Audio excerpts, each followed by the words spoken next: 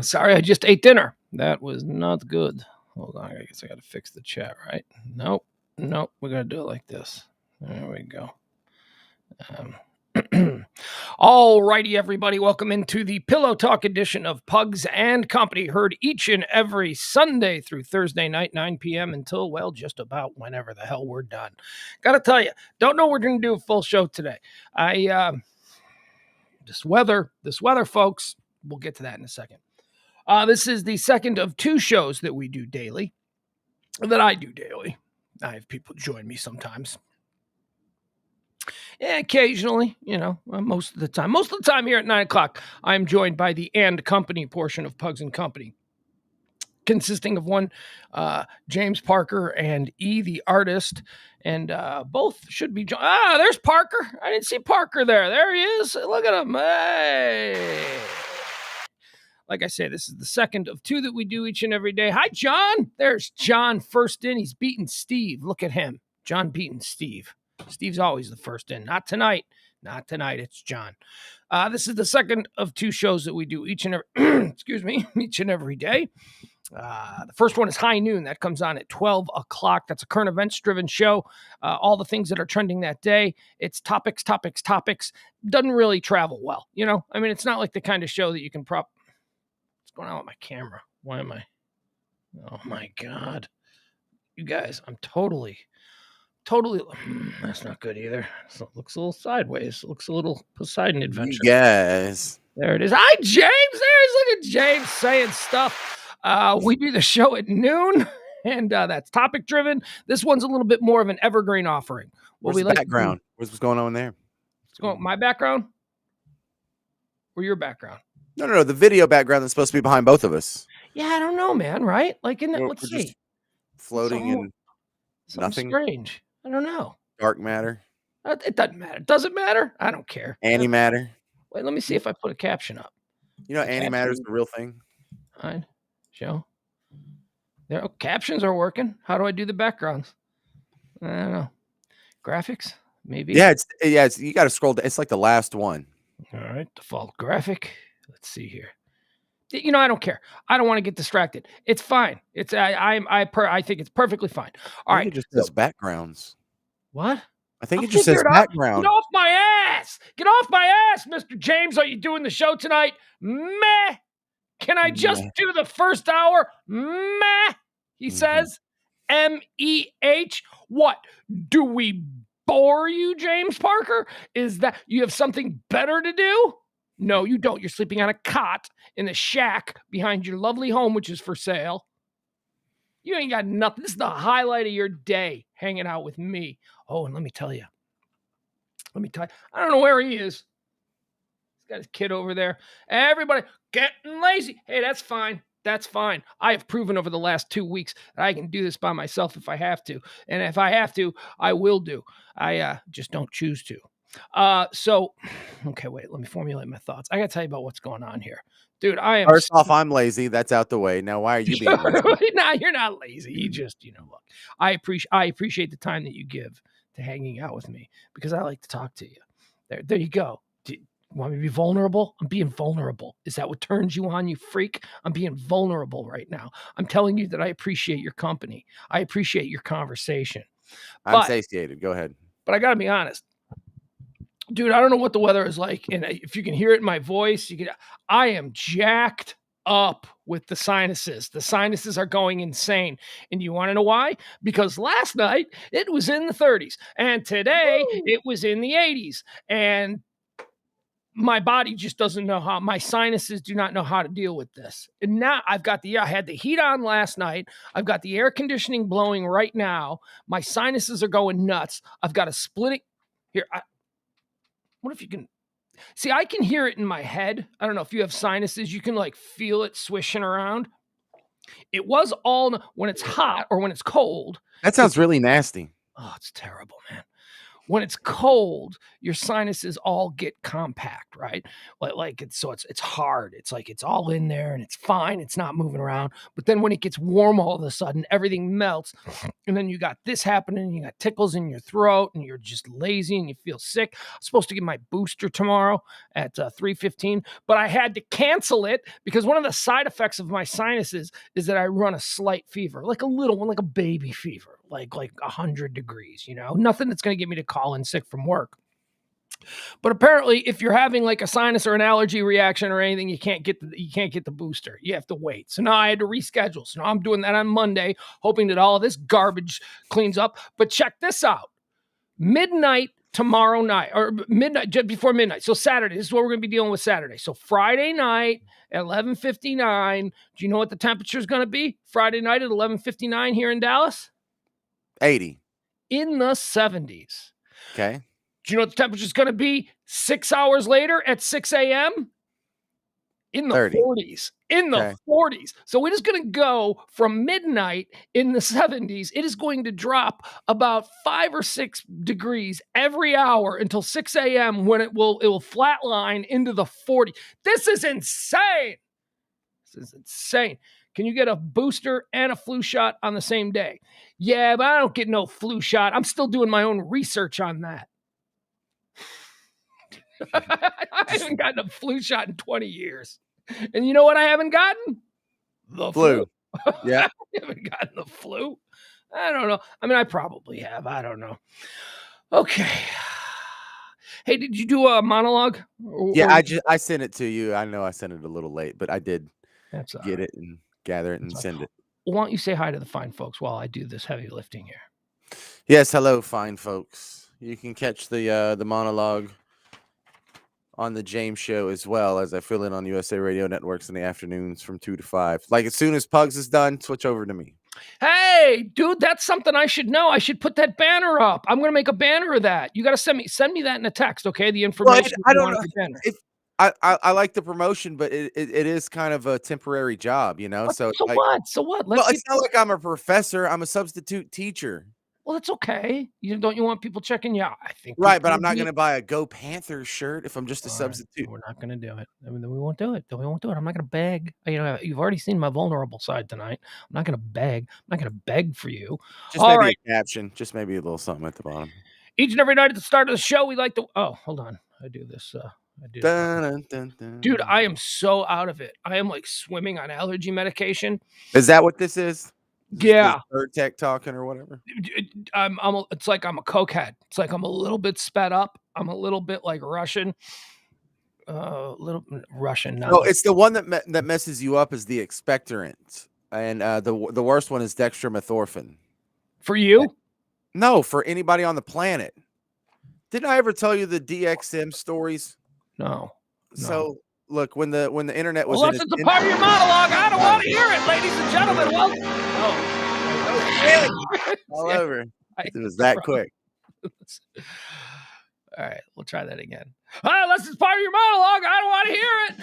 Hey, everybody, ladies, welcome into the the Guest House Lounge high atop the 1%er compound in beautiful Highland Park, Texas. We bring him to the stage nightly. He is the global sensation, the man of mirth, the man of a thousand voice. What? What are you doing? No, I'm global. I like that. Global sensation. There's people on this globe that know who I am. Kind of a hack rookie are you? You never interrupt your introduction. What the hell? Whatever. Oh, and now it won't play. Now we're just having nothing but problems here. Do you see what you've done? All right, ladies and gentlemen, please welcome to the Guest House Lounge, high atop the 1%er compound in beautiful downtown Highland Park, Texas. He is the man of 1,000 voices, a maker of mirth, the global sensation, appearing nightly here on our stage, James McDonald Parker. Can I talk now?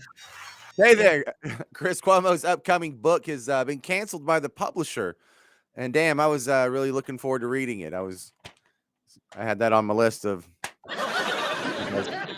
Doctors are warning against eating raw cookie dough. They say this puts you at an increased risk for salmonella, E. coli, and getting fat. This crowd is fat and they love eating cookie dough. Come on, crowd, give it to him. He's a national treasure. According to a new study. Sorry, that was me. That's all right. According to a new study, binge drinking increases during pandemics. But the good news is, this is a little James rule here. If you drink continuously, it only counts as one binge. So. Some people. All right. Doctors say genetic breakthroughs will allow them to transplant pig hearts into humans, which is great news, unless you're a pig. Oh, okay. Not such good news for the pigs now, is it? Very nice. Great news for the heartless humans, though. David Hasselhoff said he's open to appearing in a Baywatch reboot, but that was probably just the booze talking. Yeah, kick a man while he's down. This is National Older Driver Safety Awareness Week, also known as National Hide the Keys Week. Ooh, I wasn't sure about that one. I was not sure. All right, so happy birthday to Georgia Democrat Stacey Abrams. She just announced she's going to run for governor again. Did you hear about this? I did not hear about this. How about this? I don't know. Isn't that what the crowd is supposed to do? No, but I was just going to say, if you want to send her a gift, she likes cupcakes. Oh, look at that. I don't know what that's about, but that's deserving of the Cena. Because cupcakes are delicious. And finally, happy birthday to rapper Cannabis, who turns 47 years old today. If you want to send him a gift, I bet he likes weed.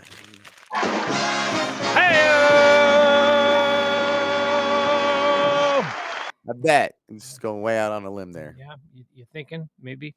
All right. Let's see here. Let me get situated. Got that out of the way. About 80% sure the rapper named Cannabis smokes weed. So, on the show here, I like to start out with what we call a moment of joy. That's a little something to bring you happiness. But because I feel like a weathered bag of dick, I had a difficult time finding something that was, happy. So here's what I did. I was telling you, I was saying the other day about how I've been struggling lately finding. Hold on, is this right? Yeah, I was struggling the other day finding moments of joy, and quite honestly, I've been struggling for a few days. But over the course of doing this show, I've been sort of backlogging moments of joy. You know what I mean? Like I'll find like 10 a day. I'll be like, okay, I'll just use this one, but I'll have these in reserve. Okay, so you got like an archive going over here? Not anymore. I worked all through the archives. They were all gone. There were just no halfway decent ones that I would call a moment of joy. So, but I found something today that I think could be an evergreen moment of joy, and we can do it whenever we want, and that's called people slipping on ice. Huh? How about that? We'll just watch some videos of people. Look at this person. This is, look at, there they go. Whoa, there they go. Yeah, that looked like it hurt. Oh, yeah. Wow. These are people breaking bones, huh? Look at this guy. This guy's incredible. Look at this guy. Olympic level gymnast. Look at him. Look at him. This one just gives up. This one. Oh, slip it. Look it. Get your balance. And there you go. Whoa. Wait.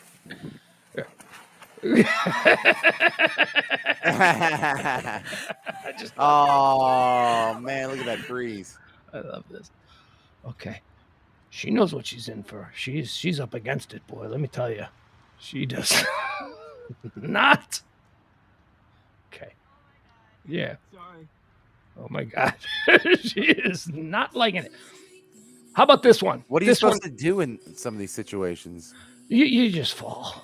Look at this one coming down the driveway. Right. I've never had to deal with this crap. Oh, I didn't even realize that. You don't understand how talented these falls are. This is... Her friend's not helping at all. Yeah, but like, how does she get down her driveway tomorrow and the next day and the next day? Like... Well, at some point, Dad will get out there, or little brother will get out there with some salt, and you'll salt it all down. But watch what happens. She opens the door. It's not over yet. What? Nope. Nope. Don't spill. She's got her coffee. Don't spill. Right. Trying to. I would move. I'd be like, we're going back wherever we're at right there. I'd be like, we're going back to Texas. Well, We're listing our house. It's Look at not this. all the time. This is just like after an ice storm, and this will be bad for about 12 hours, and then it'll melt. It'll be fine. No. Look at this guy. It'd be like that for a month. Whoop. Oh. Wow. He saved his beer. Buffalo Bill fan. Oh, this lady ain't gonna do well. Oh, This is no. how you go to school in Buffalo. You just slide there. With a beer in your hand. Yeah. Well, there she goes. She's And down. a Oh, koozie. she's back up. Up. She's down again. She's back up. I like how homeboy had his beer in a koozie so it wouldn't get hot. You're right. Yeah. Got to keep it cool. What? Lady, you are not going to make it. What? You should be better at this by now. No. Dude, haven't Yankees like developed adaptations? This is that adaptation. You are seeing it. An ability. Look at her. Oh yeah, that ain't good. Oh yeah, there she goes. Dang, lady. This just makes me laugh. Oh, let's see. You just gotta give it up. You gotta get on your hands and knees and you gotta crawl. Oh, this one ain't good. Watch this. The friend is there rooting around though. No, those steps are treacherous. This is the thing where you have to push straight down and push yourself straight up, because if you do anything else. Yeah, that doesn't work either. I'm telling you. Please don't fall. You got this. Okay. No, you don't. No, you don't. You're going to eat it, lady. Try to get over here. I can't. Yeah, you can. I believe in you. Oh, I believe in you. I hold on to believe the in tree. you. You know what you gotta do? You gotta throw that saucer down. You just gotta ride that down. There she comes, and Yeah, not a chance. dude, driveway sledding is fun when your driveway is all ice and you can just. Now these are just some kids who have set up camp and they're just filming people walking across a particularly icy area. I'm such a piece of shit. Look at this. Yeah, but we're glad you did it. I'm gonna try it, trying to get your footing. You gotta be very careful. Was she like a mountain goat? Look at this lady. Exactly. That's how you gotta be. Yeah, you made it. There You you do go. not have cloven hooves. That is. Oh, Oh, no. you just gotta let it roll. That's it. Start over. Just go back to the beginning and start over. Regain your cloven balance. hooves in, yeah. Calm your breathing. That ain't gonna work. These people walking in a nice little downtown area, no problem. Tourists, they have no idea what they're about. Oh, they made it. That's it. Pick up speed, dude. What? Wait. Okay. All right. This guy. This guy just going out to get the mail. See, this is how I figured y'all would be able to walk it on ice. Like it's nothing. Why are you in slipper? No, ice sucks. I'll tell you though, we can drive in it better than we can walk in it. Now, can you ice skate? Oh yeah, absolutely. Oh, yeah, absolutely.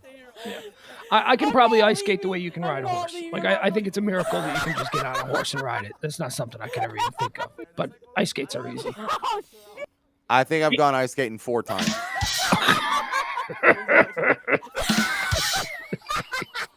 I'm serious, 4 times. Can't get out of the car. I've done that, man. Taking a big bail when getting out of the car and you step on an icy driveway and you go whoop whoop whoop whoop whoop. Needless to say, I didn't get All right, we can be done here. And once you're showing like ice rinks, now this ain't fun anymore. Right. There you go. So there you Counts go. if It's natural. That'll be an evergreen one. People slipping on ice. I like it. I wonder where he is. I can't. Probably out somewhere cool. It looks Seeing like he's some in his, cool band. no, cool he's in a venue. studio. His studio's open. I don't know if we I wanted to have him here because this afternoon, James, Mm-hmm. we got into a thing, boy. Oh my God. I turned into you remember what you were the other day when you were like the piece of shit that Every day? well, you kind of you were kind of you took a lot of barbs. I'm sorry. I'm really like, bleh. I'm like kind of out of it, so my thoughts are scattered. But so today in trending topics, one of the things that was trending was the new Sex in the City sequel. I don't know if you're familiar with this. There's a new Sex in the City. Sorry, I don't want to do that all night. There's a Right. new. And it's all of them except for Miranda, right? No, it's all of them except for Samantha. I mean, yeah, Samantha. Kim Cattrall. Right. Samantha. And you already reported that they're trying to weave her in, and they're up to like episode 5 or something. No. From what I understand, that she ain't gonna have anything to do with it because she hates Sarah Jessica Parker. See, this sounds so weird. It's like the bands that I just can't work with him anymore. It's like, you're stupid then. It's like the biggest thing you've ever done. You're kidding me. They're gonna greenlight a new series of the biggest thing you've ever done, and you're not gonna get. Although it may be, you haven't done anything since. But it might be Sarah Jessica Parker. She might, because it may not just be a situation where Kim Cattrall is like, I want to be a part of it, and Sarah Jessica Parker's like, I hate you, bitch. No way, you ain't a part of this. Because I think SJP is the big wheel over there. I think she is, and rightfully so. It was her vehicle. Yeah. So I just started, talking about Sex in the City. And apparently, because I'd only seen 2 episodes, I had no right to have an opinion about the series. And I was not a fan. Boy, did the chat room get mad at me, man. They were angry. He got mad at me. I don't know what the hell he's defending the show for, because I know damn well that he doesn't like the show. But anyway, he decided to pile on. So I became the bad guy. And so I made a pledge. And what I said was, fine. You know what? Maybe I'm wrong. Maybe I just look, here was my point. I said that I called it. I basically said that show is to toxic femininity what Sons of Anarchy is to toxic masculinity. I mean, neither of them are fair or decent representatives of the gender. And I just thought that the women in Sex in the City were awful. Just off. They were all awful. It's like, which are you? What do you mean? Which bitch are you? Because they're all bitches. They are all like mean, elitist, snobby, shallow, awful women. That was my remembrance of it. No. It's more like the hyper estrogenic version of Seinfeld, because they are all flawed characters, and part of the reason we find them all interesting is because they are living in this different universe where they ride the subway or take a cab, whereas I jump in the back of a pickup. No, look, Seinfeld, they lived in shitty apartments. I mean, these people all live these fabulous lifestyles. And I was comparing it to Girls, which came like 10 years later, which was sort of like the real world version of Sex in the City, where not everybody was beautiful. They fucking waited tables. They lived in shithole apartments, and every man they dated didn't run a hedge fund. You know what I mean? Right. Like Cosmos and $800 shoes. That's what it was. And I just thought, oh my God, I did not have any affinity for any of the characters in the small course of shows that I'd seen, which were just a couple that I've seen with girls when I was dating them. It's Sunday, we got to watch Sex in this. So I'd sit there and be like, okay, God, these women suck. And that's all. I wouldn't say that because, I'm a polite house guest. I wouldn't go over to someone's house and start mocking their choices. So I made a promise. I said, you know what, folks, I'm big enough. I can admit when maybe I'm going off half cock. Maybe I'm just trying to be theatrical here. This is a performative medium. Maybe I don't really know what it is that I'm talking about. So I pledged that I would binge watch the entire series of Sex in the City. That's a hell of a commitment. Yeah, it is. Well, hey, for you. That's what I do. I got time on my hands. What am I doing? I do like, okay. So for every hour, get your booster in case your employer asks. I don't think I'm employable, to be quite honest. Excuse me. Not with this crazy. How many have you seen thus far? Okay, so this afternoon I watched the first 4 episodes. I started season 1, episode 1, rolled right into season 1, episode 2, season 3, episode 3, 4. Okay, so So I watched the first 4, and let me tell you something. My claim that they are just obnoxious, absurd elitists is just borne out in the very first scene of season 1, episode 1. It starts with Carrie telling a story about this beautiful, fantastic journalist girl who's in her 20s, like a 20-year-old gorgeous journalist from London, who arrives in New York City to take her new job. And it's like a Time magazine or something, because they show her at work and there's all these Time covers behind her. So whatever. Like already, it's like, yeah, screw that. She's in the mailroom, man, unless she's the daughter of some duke or something. You know what I mean? Elitism. It's just such elitism. And it talks about how she meets this guy. And the line is, they met in a typically New York City way, at an exclusive premiere of the works of a hot young artist at his gallery show. Like that typical New York way. I know plenty of people in New York. I got a lot of friends in New York, and that ain't how nobody does that. Who does that? Look, Pugs, this is like Beverly Hills Barf. 90210, where no, this isn't the common experience All for right. the average American or even the average New York resident. But there is a slice of society that this is their norm. This is what they do. They go out, they buy $800 shoes with their girlfriends, and then they go to bottomless mimosas, and then they giggle about slumming it with the bartender. And then one of them gets a Oh, booty yeah. call, and the other one goes home to her boyfriend, and the other one tries not to be a lesbian. Oh, let me tell you something. These women wouldn't give any of us the time of day. We are No, all losers. but the And thing we is, are losers. I do, of course, and these women are living the fantasy life from our point of view, but there are people who live like this. These are real women. It doesn't make them fake But and the show seems to take obnoxious. on an aspirational sort of It is vibe something to with its show. aspire to, but What? somewhere there is some 26-year-old heralded author that's the keynote speaker at some big convention that we're not freaking invited to anyway, and that's okay. Yes, They we're look, all Barry Weiss. That's the entire they're not audience. all, but No, these none people of them do are. exist. These Yeah, people do exist. You know, I guess. Elon Musk wrecked a McLaren, $1 million car when he was like 29. Right. And I'm not saying that's the norm, See, but but here's the when thing. They're not even in that. I understand that. I understand the people in Succession. They're billionaires. These people aren't billionaires. These people don't come from nobility. These people are all just regular women in their 30s that somehow each and every one of them has shot up to making like $1 million a year, and yet they're all friends.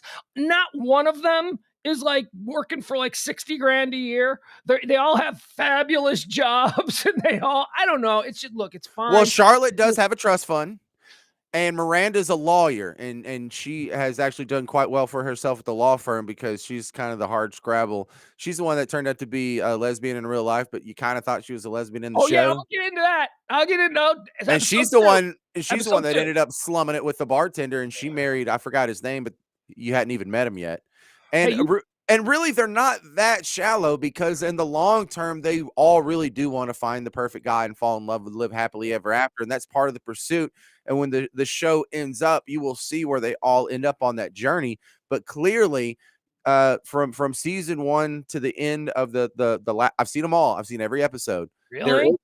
is there is an overarch on all characters, and it is their attempt to live happily ever after. So it really, it's a shallow way to get there, but there is like some sort of not shallow aspect to it. There's a deeper storyline going on here.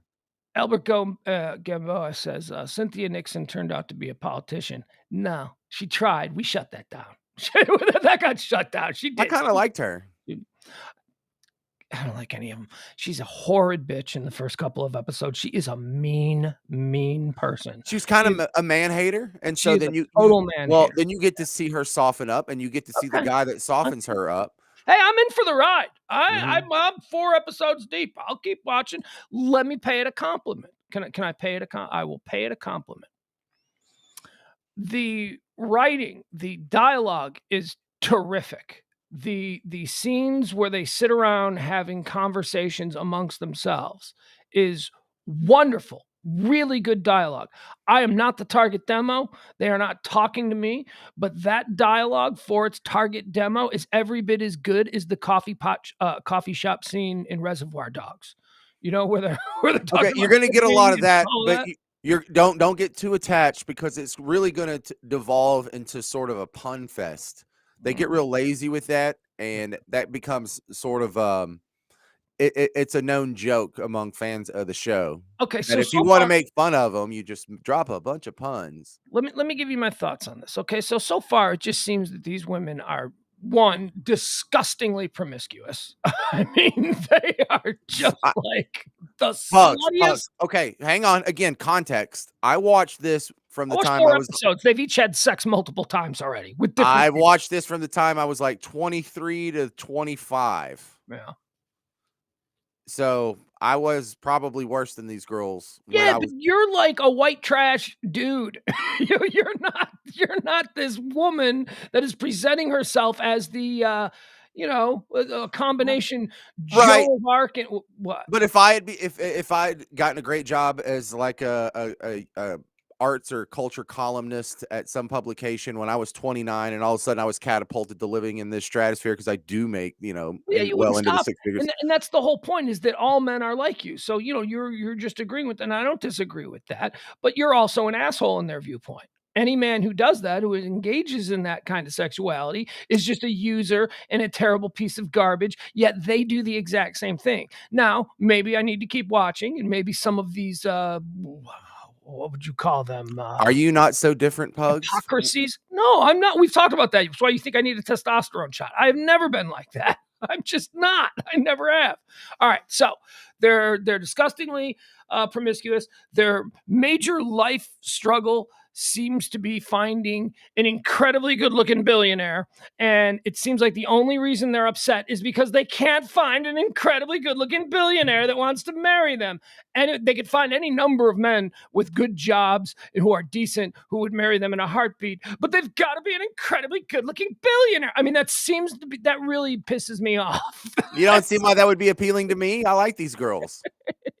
I As guess. successful as they are, they can still look around and be like, you know what? I could just be married to a billionaire and not have to go to work. All men are terrible. Every man. They do a whole opening montage in the beginning where there's like these confessionals of these men, and they just interview all these random New York type men, and all men that don't want to slip a ring on their finger are pieces of shit and users, and then everyone else is gay. Every other kind of man is gay. They're Yep. fine. They're fine with gay men. Gay men are great. They love the gay men, but nice guys are portrayed, at least in the first few episodes, like they are lepers or something. Boring. Well, yeah, because they're nice. But then all they do is Boring. complain about how awful these men are. And what do you want? What do you I used to tell girls, don't worry, your dad's going to hate me. want? Right. And that would get them to, ooh, I like you. The second they thought about that, you're right. My dad would hate you. What are you doing Saturday? Yeah. Sarah Jessica Parker is just gross. She is just, I bet her hair smells like perfume, hairspray, and cigarettes. She just smokes constantly. Like in people's living rooms, she's just smoking. In cars, she's just The smoking smoking. bothers you? Smoking, yeah, it really did. Bothered me bad. It's gross. Did it bother you in Mad Men when the ladies were smoking? No, because What's the difference? Because my grandparents smoked, and that's who they are. The Mad Men people are my Yeah, grandparents. but this show is set in the year like 1998 Yeah, or my something. contemporaries. I thought it was gross when my contemporaries smoked. Oh, really? Oh, yeah. Oh, I never dated a girl who smoked. I didn't like it. Wow. Wasn't a thing. It was a deal breaker for me. I had a sliding scale. That's actually not true. I used to have this conversation with Kelly all the time. You have to achieve a level of hotness for me to be able to tolerate that. And even then, don't do it around me. So who was it? Who was your significant other that did smoke that you broke the rule for? Nobody. Nobody that I was ever in a real relationship with smoked. Real relationship. Yeah, Okay. yeah. Like, I mean, I would date a Move right girl along. I would date a girl who smoked occasionally if I thought that she was just like Yeah, really. yeah. All right, back to the show. Charlotte. Charlotte's supposed to be the one that's just innately likable. Charlotte's wonderful.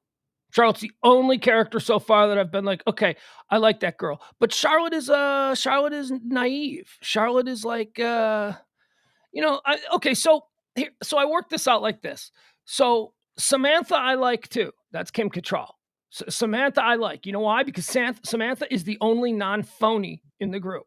Samantha is just what Samantha is. She's a big old whore. She admits it. She's just looking for one thing. She's not out there pretending that she's going to find Prince Charming, riding through. That's not her bag. That's not what she's about. She's brutally honest. She's funny. She's probably, I mean, I don't know what she was viewed as in the time, but she was probably the bad character, the dark character.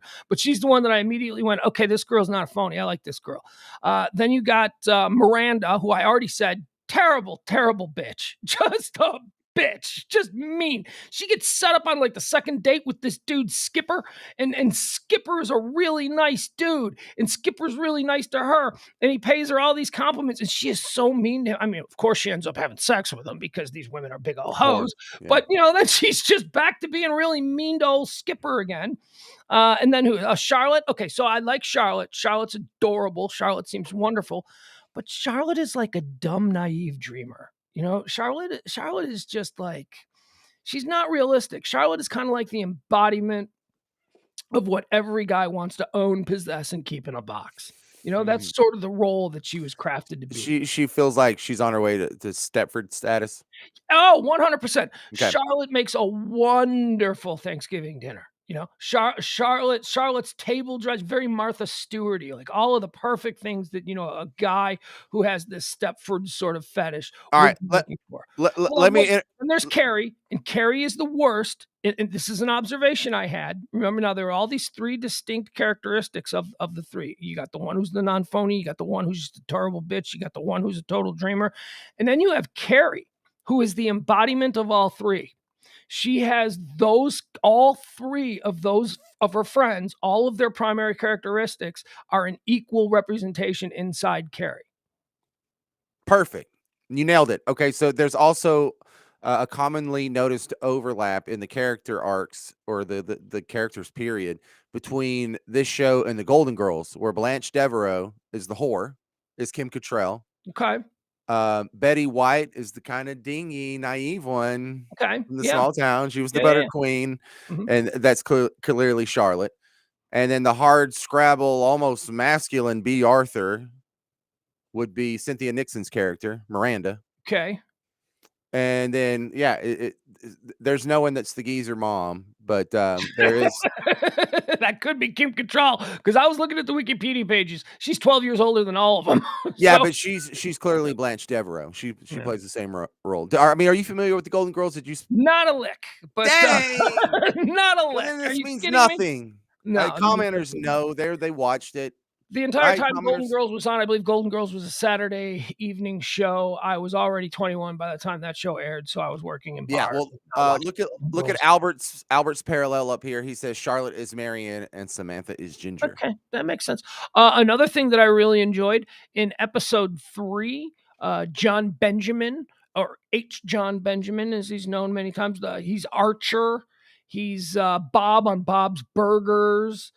He had a Comedy Central show. It was really funny called John Benjamin Has a Van, where he was just driving around the country in a van being funny. John Benjamin is one of my favorite people. He plays Miranda's coworker at the law firm, who mistakenly identifies Miranda as a lesbian and sets her up with Sid, his lesbian friend.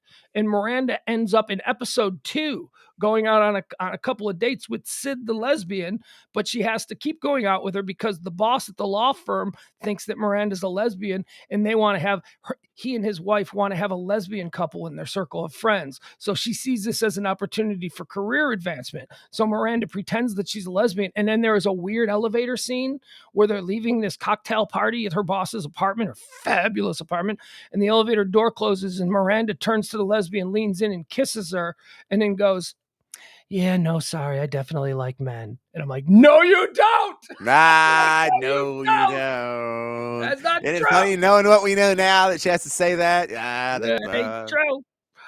Let's see, what else? Before I get into my big thing that I noticed here. Okay, you know what? Let's just cut to the chase. Episode 2. Let me just say this. There are certain episodes of this show, and I've already seen 2, but we'll focus on episode 2. This is the first one. This is the big one. this show would not fare well in the Me Too era because let me tell you something. Carrie Bradshaw was very good friends with someone she knew was a sexual predator and a total creep and a scumbag. He was an artist who worked down in Soho, and she liked to hang out at his art gallery or his studio while he was painting. And she found him interesting to talk to. And although there wasn't a sexual relationship between the two of them, she just thought it was important to sometimes have a few straight male friends in your life. Well, this dude and Carrie Bradshaw would sit around and watch the videotapes that this dude only dated models. And so Carrie was interested in that. She was researching a story on why men only date models. And it turns out that this They're guy beautiful. has a secret. What's that? They're Yeah, I beautiful. know, right? Yeah, she needed to do research on that. Get to the bottom of this mystery. Yeah. So Carrie and her very good friend, she sat down with him and they watched all of his fuck tapes, all of the secret tapes that he made by hiding cameras in the walls and recording these models that he had sex with. And of course, Carrie was appalled by this and immediately ran to the police and never spoke to him again. No, wrong. Carrie enjoyed it and sat there watching it with him and even slut shamed. She victim blamed because, after all, James, they're models. And she didn't like models, so it was fine that he was a sexual predator. And then, one step further, she sets him up with her friend Samantha. And when she tells Samantha, but just be aware, he has a secret video camera and he videotapes all the women he has sex with. Isn't that funny? And you know what Samantha said? Oh, good. Oh, now I'm even more turned on by him. I'm like, what? You want to know why us guys are so fucking confused? Because that was the shit that you acted like was normal. That all was normalized in that show. It was perfect. And they stayed friends. They're still friends. He's a predator and he's basically, but it's okay because they're models, James. They're asking for it. Yeah, they're subhuman. They don't deserve their full complement of rights. Yeah. Dude, I was blown away by that entire storyline. Okay. I was like, whoa. So this isn't some doofus little story like that fell out of Cosmo. This is a lot more whorish than you expected. And that's kind of the appeal to guys, but the cool part is that's kind of the appeal to women too. And so I don't mind if women are ingesting these horrible ideas, So I seem tame by comparison. So they're in bed, Samantha and the predator, who's very good friends with Carrie, who Carrie just thinks is fun and harmless. They do a lot of weird stuff. Even though he's recording all of his sexual conquests without their knowledge and then showing the tapes to his friends, Samantha's in bed with him. And she says to him, so tell me, where's the camera? And he goes, what? The cameras. Carrie told me. And he goes, yeah. I only record models. And she goes, it's okay. It's okay. I'd like to be recorded. And then he pulls this book away from the bookshelf. There's a camera there. And I'm like, oh my God. I go, we are in them. People's careers have been ended because it's the girls from Girls. If the girls from Girls had seen this episode of Sex and the City, they would not have been happy. Lena Dunham would not have allowed this sort of plot line to be in one of her episodes. That's how much I was actually blown away by how much we have changed. That generation of woman, the Sarah Jessica Parker, the women who are in their 50s now. And there's also like date rape jokes. Like slipping on my Mickey, like that's all just.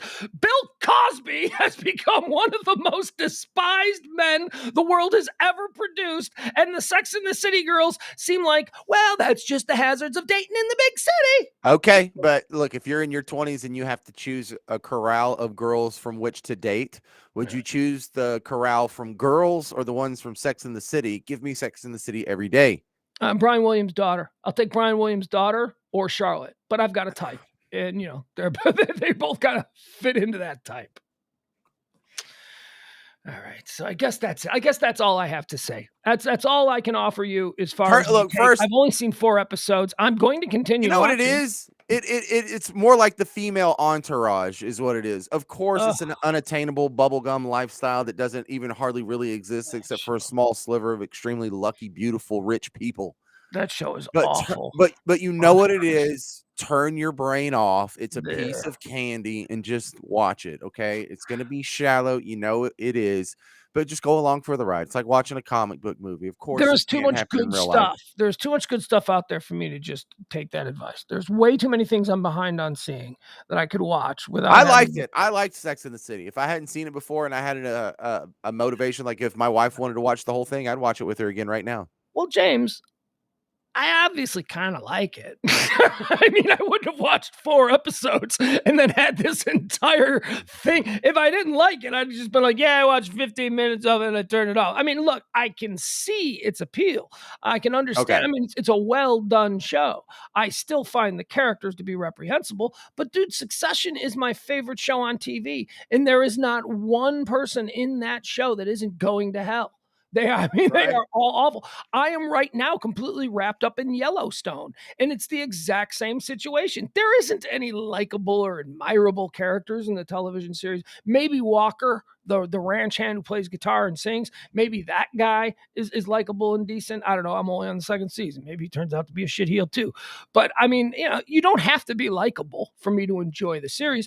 My issue with Sex and the Cities was always that I seem to have known a number of girls who just use that show as sort of like a life guide, like a way to be. I'm like, don't do that. Like, I'm not running around using Entourage as a life guide. I mean, I can tell that those people are idiots. If I had that money, I sure as shit wouldn't have all my friends from high school living with me.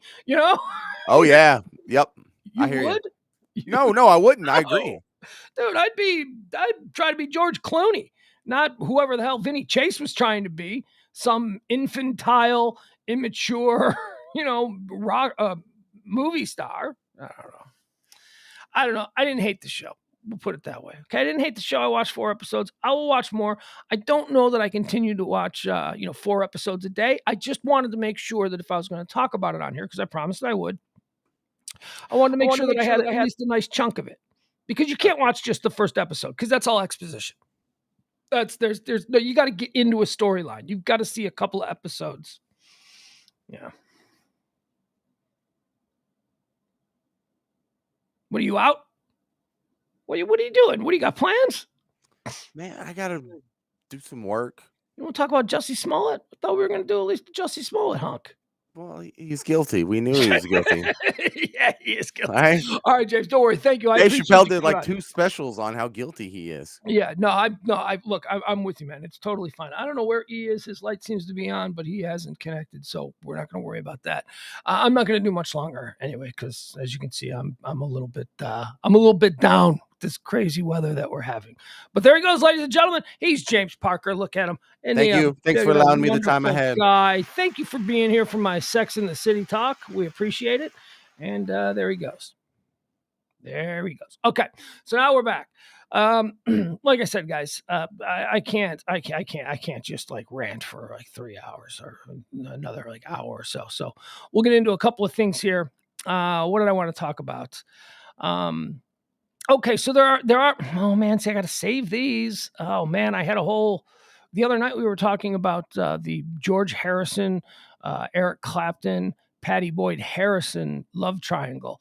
Well, I did some research and I found a whole bunch of crazy rock and roll love triangles. They weren't odd. It wasn't just them. We were all blown away at the idea that somehow, you got George Harrison, Eric Clapton. Why are they swimming in the same pool? Why they can have any woman in the world? Why are they fighting over?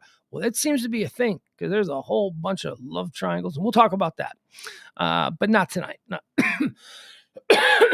tonight. I don't have it in me to do it. And honestly, I've got to be shipshape for tomorrow because tomorrow's the high noon show. We do these 2 shows a day. We do the 9 o'clock show here, the Pillow Talk one, and then we do the high noon show. The high noon show is way more taxing. The high noon show takes like 3 hours of prep. I got to read all these newspapers. I got to read all the stories, and because it's more about current events, and stuff that people are. Excuse me, stuff that people are talking about. This one's usually I got my boys with me, and it's a little bit more conversational and fun, so it's not a lot of work.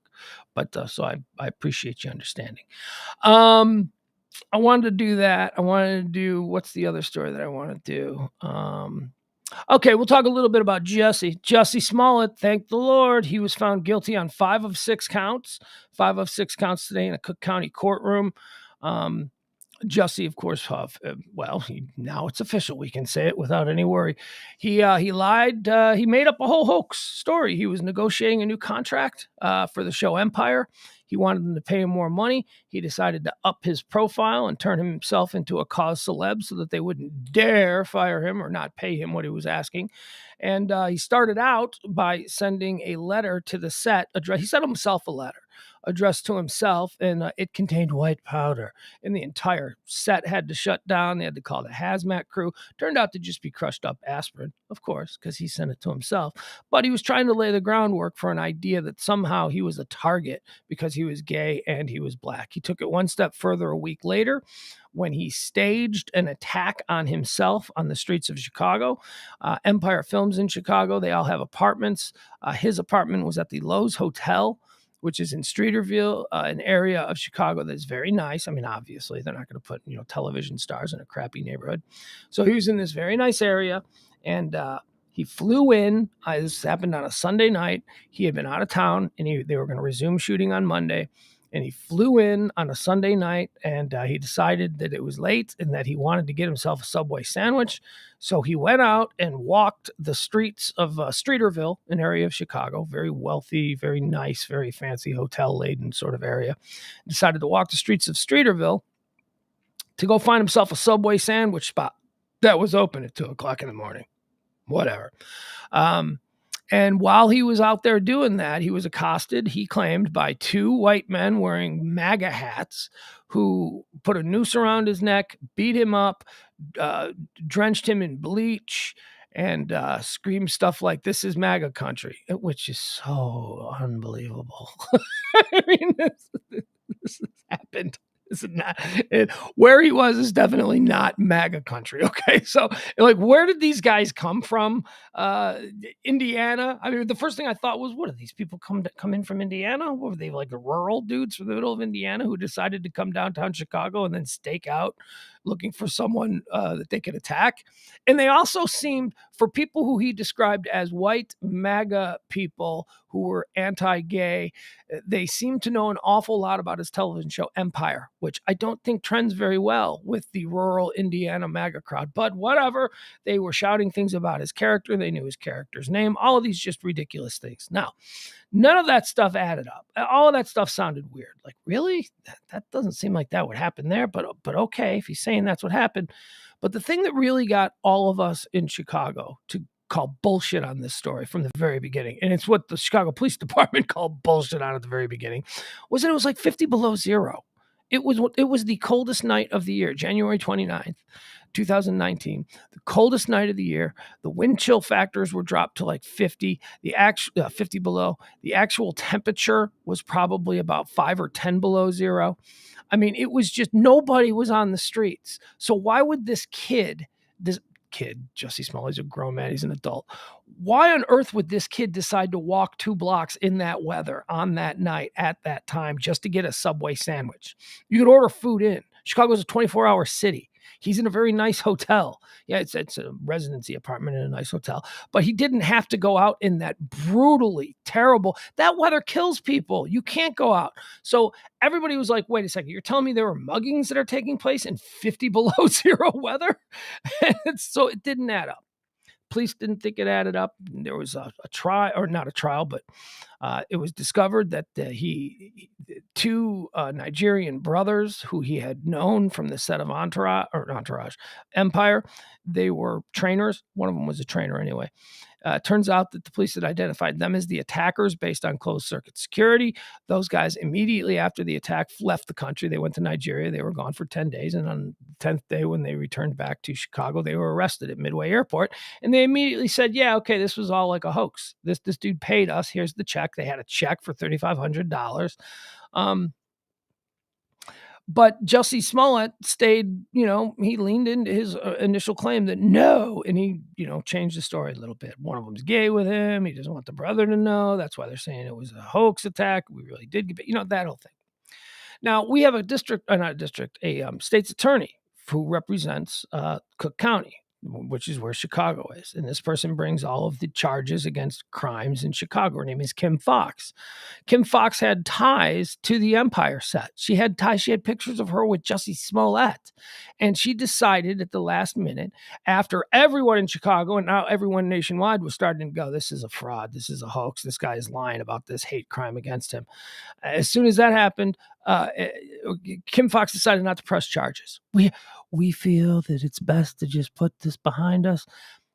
The city went nuts. The mayor of the city went nuts. The mayor appointed an independent counsel for an independent investigation. They went out and got former U.S. Attorney Daniel Webb to handle the investigation. Daniel Webb found all kinds of things that were convictable. He convened a grand jury. They came back with indictments, and he was charged with 6 felony counts. After a long not even a long trial. I'm sorry, I'm scattered. After just like a week trial, the jury took no time in returning their verdict. He's guilty on 5 of 6 counts.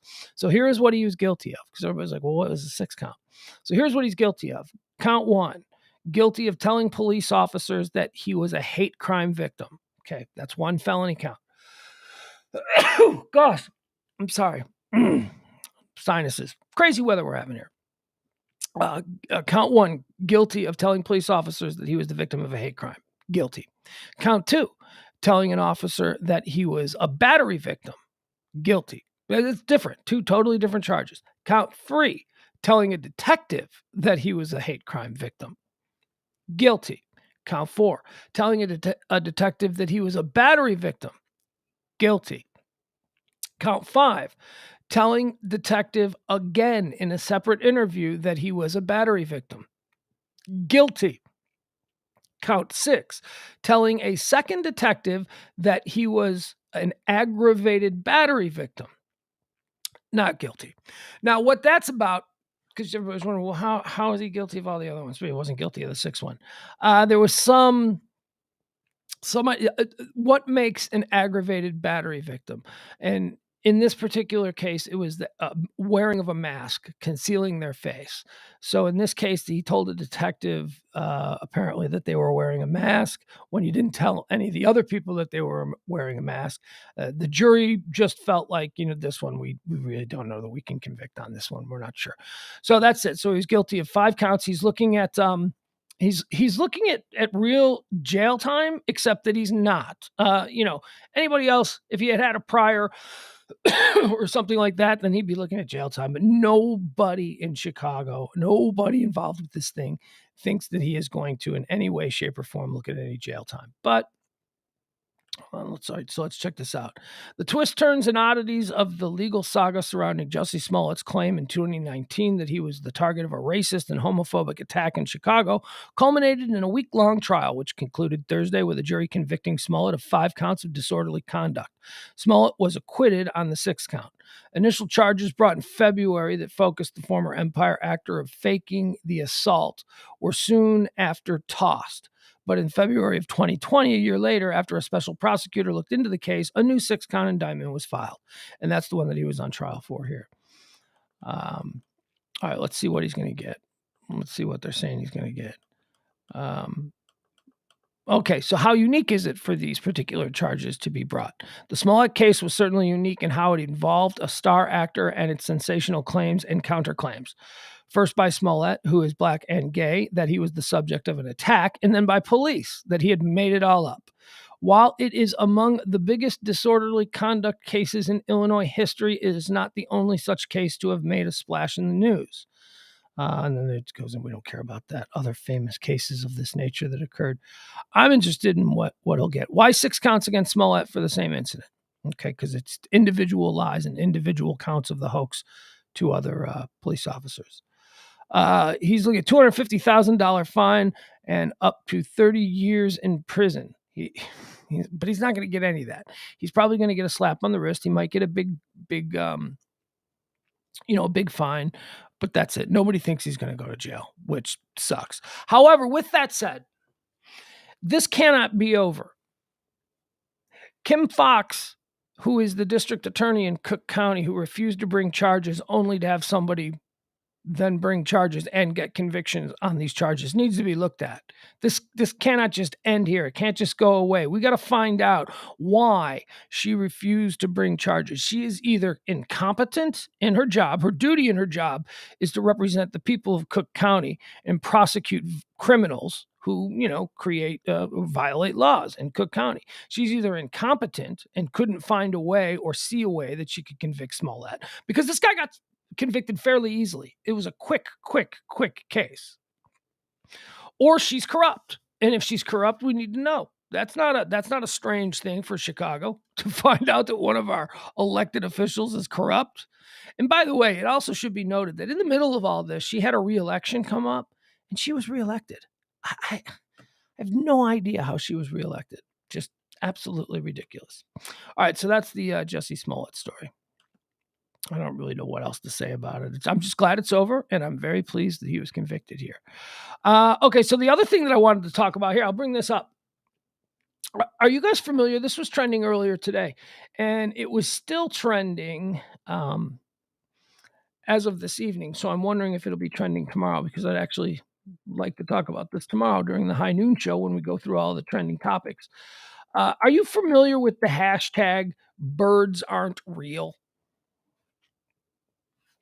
Well, to see that, I stopped like I was waiting for you to answer. So there's a popular movement called Birds Aren't Real. It is the Birds Aren't Real conspiracy theory. And Peter Mickindo is the guy behind the Birds Aren't Real conspiracy theory. Here, we'll show you this guy. I'll pull this up and let you see. He drives around the country in this van. He hangs out with the QAnon types. He's trying to tap into that whole thing. So here, that's now you can see it. All right, so there you go.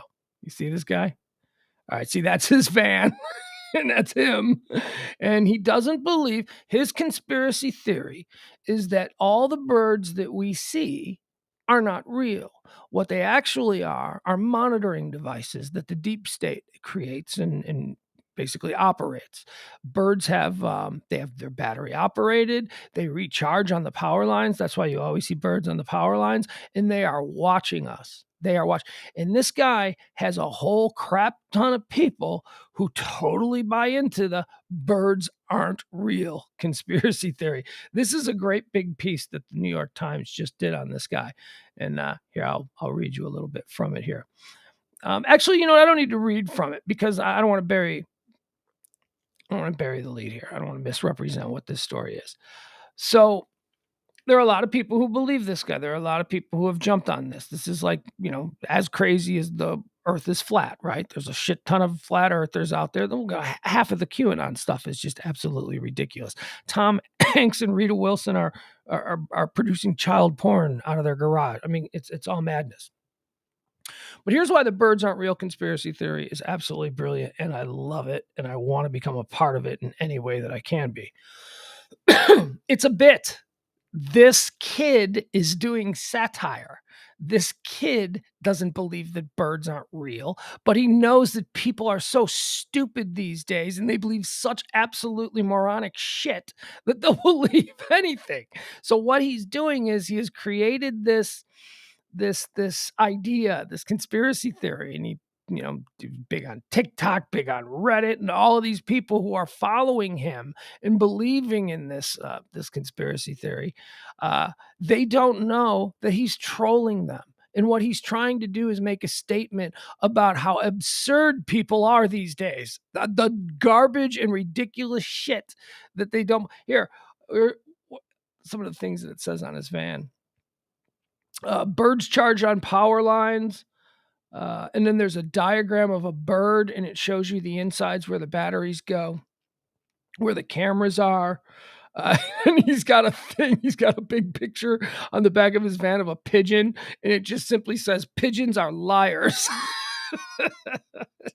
He's very funny. In Pittsburgh, Memphis, and Los Angeles, massive billboards recently popped up declaring that birds aren't real. On Instagram and TikTok, Birds Aren't Real accounts have racked up hundreds of thousands of followers, and YouTube videos about it have gone viral.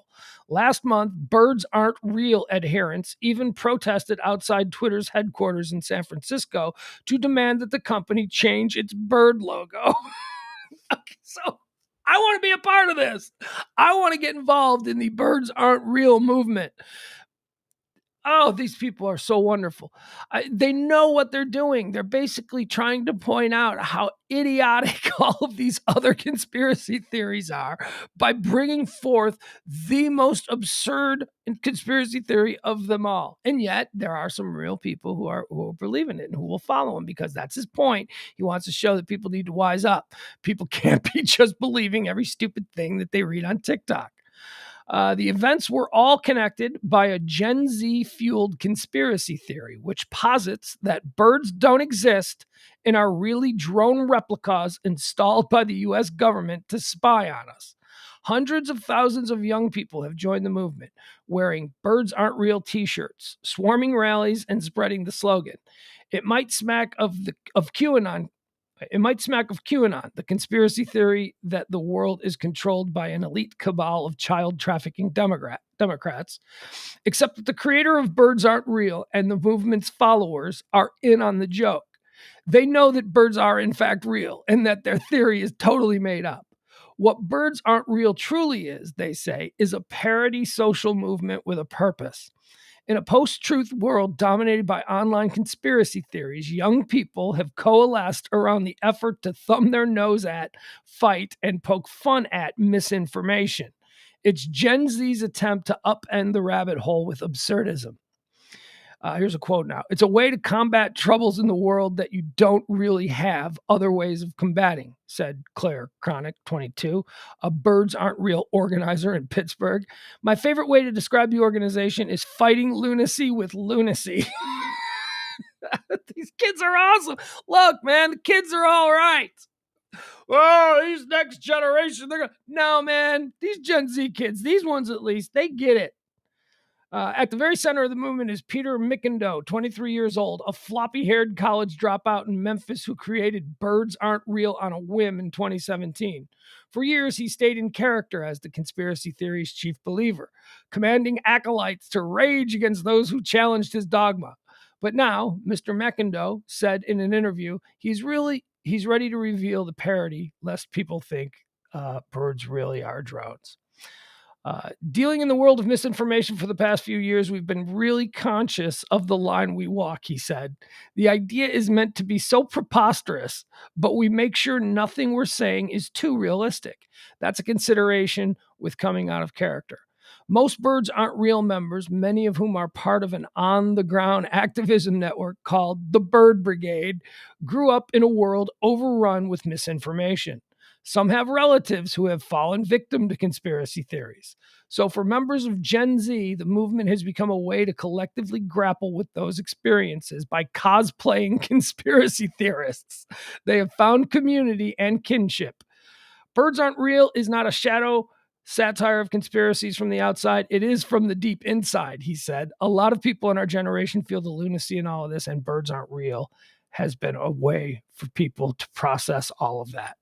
I'm telling you, man, this kid's great. This whole movement is great. So if you ever see Birds Aren't Real trending, and it took this New York Times article today, because I've seen it trending for a long time, and I never touched on it because I just read it and I take it at face value. You know, I read it and I just go, oh my God, what are people getting into? But now I know it's a bit, and that the people who are doing it are a bit.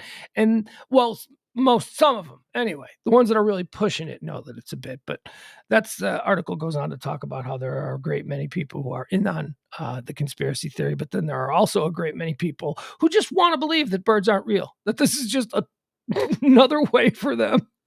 It's just how wonderful. That's a fun one. All right, let's see what else we got here. Again, I apologize for what's happening with me today. I'm going to lose my voice any moment. I can tell. See that? I raised it just a little. I get right there, and it kind of quivers. But so if I talk like this, if I talk young or not young, but if I talk low, what else do we have? Yeah, I don't know. Let's look at see what's trending on Twitter. Guys, I can't even talk. It's like I'm getting tongue tied, which is very, very weird. Actually, it's not weird. It happens when I get flighty from these sinus pills. Did I tell you that the heat was on last night? It was like in the high 30s, low 40s last night. And then today it was in the 80s. And then tomorrow at 11:59 p.m., it's going to be 80 degrees. And then by 6 a.m., it's going to be in the 40s. My heads are going insane. Just trying to see if there's maybe anything we can jump into. Nah, it doesn't look like it. Doesn't look like it. All right, guys, you know what? I think we're going to call it. Okay? If that's all right, I'm sorry. I apologize. But if I had somebody else here that I could throw, back and forth with, it might be different. I might be able to, but I'm starting to lose it just a little bit. So you know what I'm going to do? I'm going to climb into bed and I'm going to watch probably an episode of Sex and the City. I promise, because I promise I'm going to stick with this. I'm going to have, look, we'll see if I'm open-minded. I mean, I watched 4 episodes today. If I thought it was complete garbage, I probably wouldn't have watched 4 episodes, but I did. All right, we're going to call this one because I'm struggling here. You can probably tell. So we'll be back tomorrow at 12 noon. High noon for the High Noon Show. We're gonna do all the topics, all the things that are trending, all the current events, everything that's happening tomorrow. We're gonna get you all prepped up on that, and we'll do a full show. Promise you that it'll be a good one. I really enjoy the 12 noon show. So I hope if you don't listen to the 12 noon shows and you just check us out here at the 9 o'clock Pillow Talk show, at some point you try the High Noon Show. You can hear all the shows too, by the way. If you didn't hear the High Noon Show today, you can just go to the website. You can go to the pugscast.com and you can find today's show and you can listen to it. And then it's like, especially if you didn't hear it, then it's not like I screwed you out of 45 minutes here tonight. All right, everybody. I got to go. Oh, see, I didn't even think that I needed to do the closing theme. But I do. I got to do the closing theme. We got to play our John Hinckley. Oh, by the way, John Hinckley's got a whole bunch of new music out. He does. At some point in the coming days, we'll do a little smash or trash. We'll listen to some John Hinckley, figure out exactly what's going on there. All right. Nope, don't know what this one is. Oh, that's not the one I want. I don't want that one. You know what? I think I'm in a roses and lace mood. How about you guys? May peace be with you every day in every kind of way. All right. Enjoy the weather. It's going to be nice tomorrow. And then it's going to be cold. Then it's going to be nice again. Then it's going to be cold again. All right. We'll be back tomorrow for High Noon. Thank you, everybody. I don't really have a way out of it. So I'll just say, I love you and be cool. May all your dreams be wonderful each and